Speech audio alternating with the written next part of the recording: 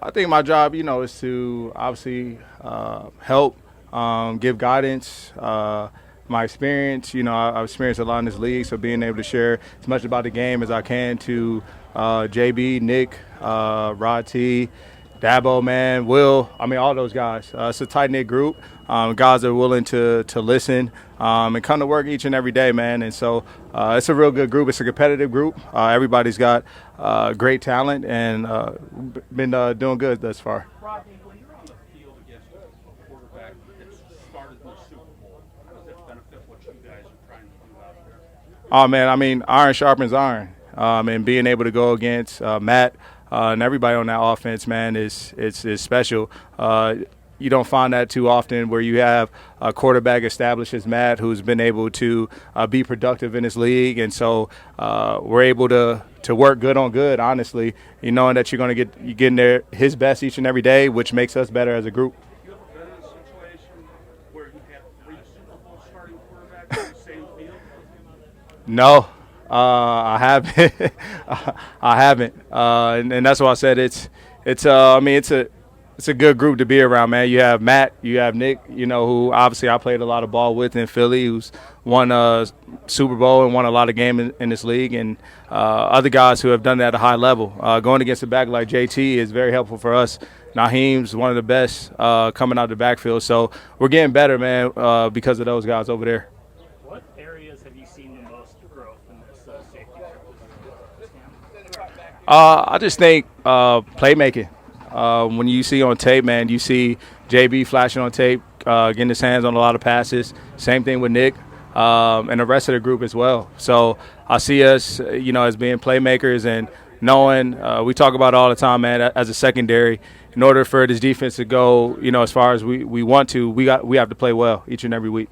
Being one of the leaders, one of the veterans, is that a position you've been in before, or is this something new for you in this particular role? No, I've been the OG in the room for a little bit. My time back in Philly, I've been fortunate enough to also be learn from a lot of guys before I was placed in that position. So I've learned a lot, and obviously I'm now in that position to be able to help and guide others. Rodney, what do you tell some of the DBs in this game who are going to play on Saturday, where they get kind of the full extended run? But what do you tell them about what they need to show? At the end of the day, man, what you put on tape is your resume, and that sticks with you no matter where you go. And at the end of the day, for a lot of guys, you aren't just playing for the Colts organization, you're playing for the 31 other teams, and you don't know how many reps you're going to get, but at the end of the day, make the reps count. Has it been your run in 17? You're one of the few guys who's gotten to the mountaintop on this roster.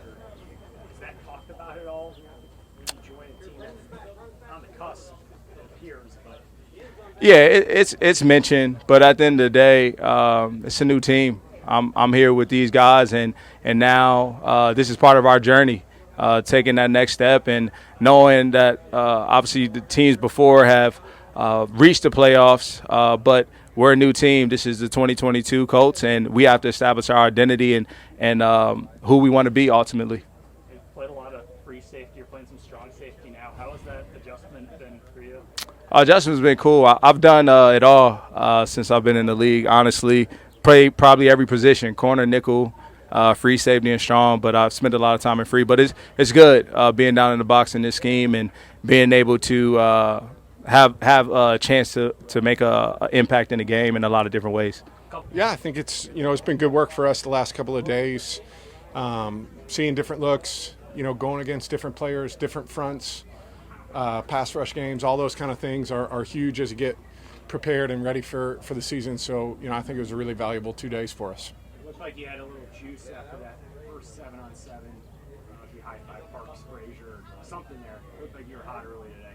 I felt good. Both days. I thought we got good work in the pass game. I thought guys made plays, which is what you want to see. You put balls up and you try and put it in spots for them to be successful, and we came down with a handful of them. So I thought our guys did a good job. But it is fun competing, right? Like, this is why we do it, to go against other teams, to see where you're at from that standpoint. So there's always just a little extra juice, than when you're going against your own guys, and that part of it's really fun.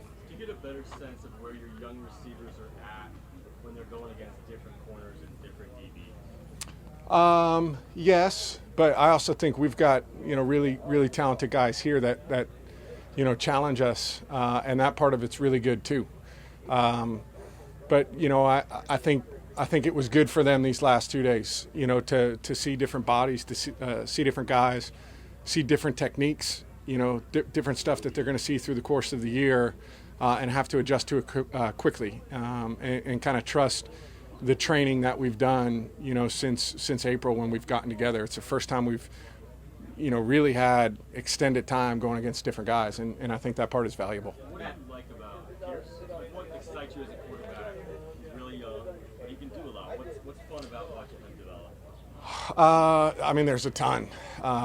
He's a really hard worker, and when you combine that with talent, that's the good players I've been around. They've all been that way, and that's more so than anything he does on the field. It's the combination of the work ethic, the competitiveness, all of the intangible stuff combined with the talent. And if you're going to be, a great player in this league, which I think he can be, you've got to have it all. You've got to have the work ethic. You've got to have the confidence, and then you've got to have the skill set to do it too. And the combination of those things is what fires me up about him. Matt, Frank likes to go for it a lot on fourth down. He kind of puts you in one of those situations there in the 2 minutes. As a quarterback, you kind of have to embrace that same mentality that fourth down, fourth and short, we're going to go for it here to really succeed with him as your coach, right?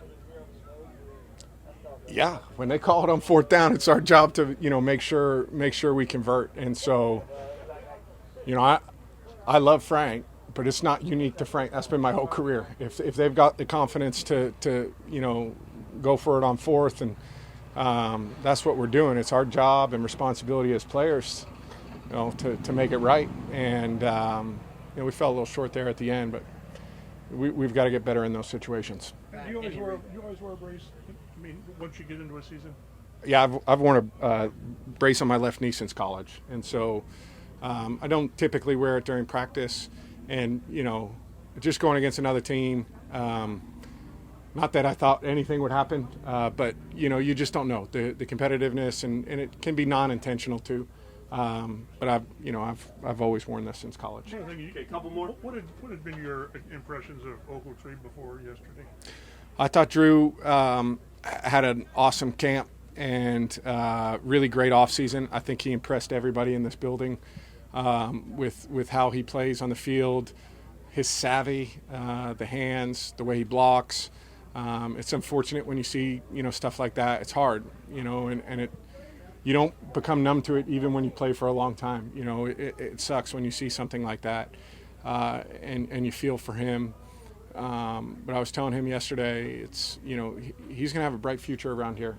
I think everybody in this building knows what he's capable of doing, and to try and stay positive and just attack this rehab and get back as fast as he can. Matt, how much RPO work did you do in Atlanta over the years? A little bit, yeah. We did a little bit in Atlanta. Is it more here? I wouldn't say it's much more. At different times throughout my career, we've kind of emphasized different things, but I've certainly done some of that, at different points in my career. How do you like doing all the ball handling and everything that goes with that? I like it.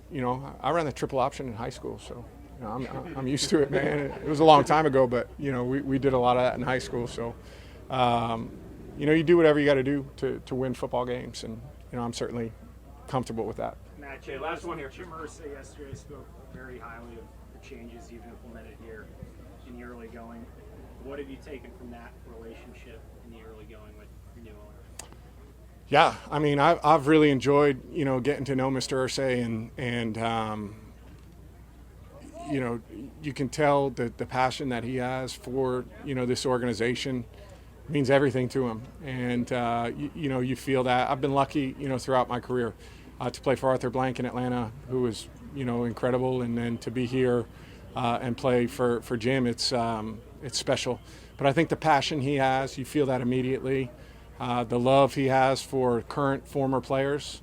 The first night he came and spoke to the team in training camp, he's mentioning everybody that's been through this building and the legacy, and you feel it, and it's not lip service. He's genuine, and so I've really enjoyed getting to know him. And I do. You mentioned yesterday we're kind of on these similar trajectories as an individual and as an organization. And I feel that way. I feel like I'm in a place in my career where I'm as competitive as I've ever been and want to win as much as ever. And certainly feel that urgency, from the organization as well. So it's great. All right. This is Joel A. Erickson and Nate Atkins, Colts beat writers for the Indy Star. We're out here at Grand Park where they just completed day 2 of joint practice with the Detroit Lions. We flip-flopped from yesterday. I had the offense, Nate had the defense. We're going to start with you again, Nate. What'd you see out of the defense? It's a real mixed bag out there. It sounds like that's what it was yesterday to a point. There was some more misdirection and trickeration that the Lions pulled out that gave the Colts some trouble. It's some of the young players. I mean, Nick Cross on one play just bit, along with the linebackers on this kind of fake end around, and they end up throwing a long touchdown. So that was the one big play they gave up. They got beat in the run game a little bit in the red zone, but when the more that the field moved in toward the red zone, that's when the cornerbacks really started to win for the Colts, which has looked like the strength of them. Again, that's where it's a good battle. The Lions have some good pass catchers, but the Colts definitely won that end of it. So it really felt like a draw going back and forth. Offensively, Colts, again, pretty much won the day. Michael Pittman was dominant again. Jelani Woods, the rookie tight end, who's going to have to play a bigger role now that Drew Ogletree has torn his ACL and is going to be out for the season. 3 catches, contested catches, really impressive after the catch. It's probably his best day so far, at least that I've seen. And they bogged down a little bit in the red zone. They had some issues, but the running game was much better today too. Jonathan Taylor would have had a 30-yard run on one. Nyheim Hines would have had a big gain for Phillip Lindsay. Just overall, I think the Colts offense won the day again. They had a 2-minute drill at the end that should have kept going. On third down, there was a third down, and Michael Pittman got held pretty significantly, and it did get flagged. And Reich waved it off because he wanted to do the 4th down situation. And Paris Campbell had a drop on the 4th down, but if they were going for real, you'd be off and running because you're back on 1st down then. So Colts offense over the 2 days, based on what you said yesterday and what I saw today, pretty much dominated the Lions. Yeah, and that's it's interesting because it flip-flopped what we've seen in camp as the defense. When the Colts were playing each other, the defense was winning consistently, but it shows the matchups here. The Lions are much further ahead on offense, offensive line receivers. They're weak in the secondary. And it also showed the Colts secondary is really good too. I think that's why the Colts receivers have struggled. And these past 2 days, they've come out of their shell a little bit. So we've got to keep seeing it against other teams. But this was a positive couple days. Saturday's preseason game, you're not going to see most of the Colts starters. It sounded like Nick Foles is going to go about a quarter. And then you're going to see Sam Ehlinger and Jack Cohn for the rest of the game. It's going to be a lot of backups. They feel like they got 40 plays in for the starters here where they can control it a little bit better and get better situations. And frankly, if you don't put the starters out there when they're in a live tackling situation, it helps them not get hurt. So no starters in this one. You have to wait again for the Buccaneers. For the Indy Star, I'm Joel A. Erickson. This is Nate Atkins.